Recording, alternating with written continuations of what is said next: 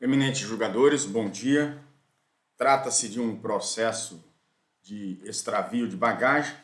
Meritíssimos julgadores, o recorrido, ele realizou uma viagem internacional para a Europa e ao retornar ele descobriu que a sua bagagem havia extraviado.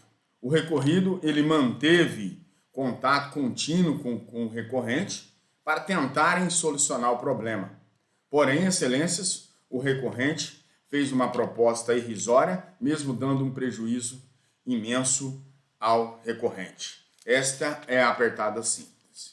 Excelências, primeiramente, em sede preliminar, o recorrente ele tenta utilizar de comoção para tentar persuadi-los ao erro. Citam aí consequências no setor econômico oriundo dessa pandemia da Covid-19 que teriam ferido diretamente a procura por voos. Porém, quero aqui salientar que o dano ocorreu muito antes dos rumores da pandemia.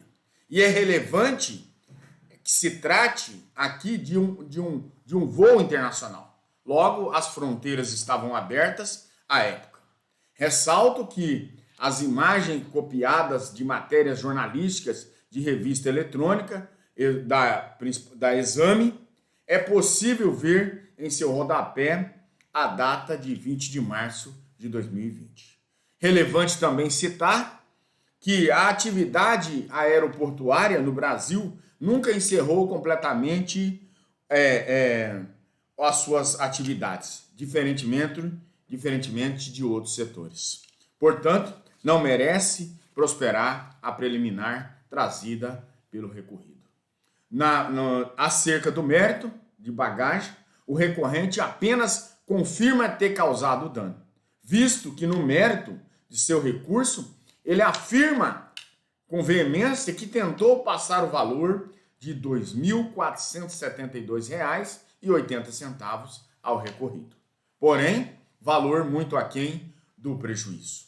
O recorrido muda o discurso, alegando ter tentado prestar todo o auxílio e se eximir da falha da prestação do serviço. Porém, a falha já se deu no extravio da bagagem no momento do fato. Posteriormente, as suas supostas tentativas de solução, como assim o recorrente, são meramente demagógicas, visto que não solucionaria o problema. Logo, ele agiu de má fé. Acerca do dano moral, primeiramente, trata-se de um dano in lepsa, não sendo necessária a comprovação dos danos, embora os autos apresentem inúmeras provas robustas, inclusive o próprio recorrente confirmando o extravio, como dito anteriormente. O recorrente tenta equiparar o fato ao mero aborrecimento, porém, excelências, basta uma simples análise dos fatos, pois o recorrido realiza uma viagem internacional cumprindo todas as exigências feitas aí pelo recorrente. Por fim, ao retornar, não tendo os bens onde foram investidos milhares de reais e nem ao menos o que já possuía antes da viagem. É fato para meramente se aborrecer? Óbvio que não. Em razão da legítima justiça, o magistrado ACO afirma de efeito o extravio da bagagem gera uma frustração ordinariamente conhecida, considerando que qualquer pessoa desapossada de seus bens sujeita-se ao constrangimento advindo de tal fato. Embora o recorrente tenta fundamentar, prevalece a frase que intensamente evoca as vossas excelências. Dei-me os fatos e lhe darei o direito. Ademais, esta nobre corte tem sido unânime em configurar o dano moral e extravio de bagagem, conforme os recursos que eu elenquei e está na peça de contrarrazão do recurso. Do quanto indenizatório, acerca do quanto indenizatório, não há que se falar, excelências, considerando que o recorrente é empresa bilionária e que obtém lucros exacerbantes, até mesmo por via da prática de overbook, que configura constantemente nos tribunais do Brasil, né?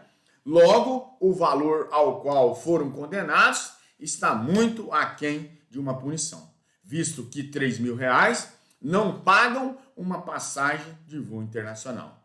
Quanto o Supremo Tribunal Federal, ele já decidiu. Os danos morais são fixados pelo juiz de acordo com a sua livre convicção e o bom senso, levando-se em consideração que a indenização deve possuir um caráter punitivo e compensatório. Isso está no recurso especial da relatoria da ministra Carmen Lúcia. Quanto ao dano material, acerca dos danos materiais, como dito anteriormente, o recorrente ele muda o seu discurso, querendo aqui atribuir ao recorrido o fato de não ter o problema resolvido. Porém, ele confirma a falha na prestação do serviço, de modo que não comprova a culpa do recorrente, visto que a ele incumbe o ônus de provar, conforme é trazido pelo CDC.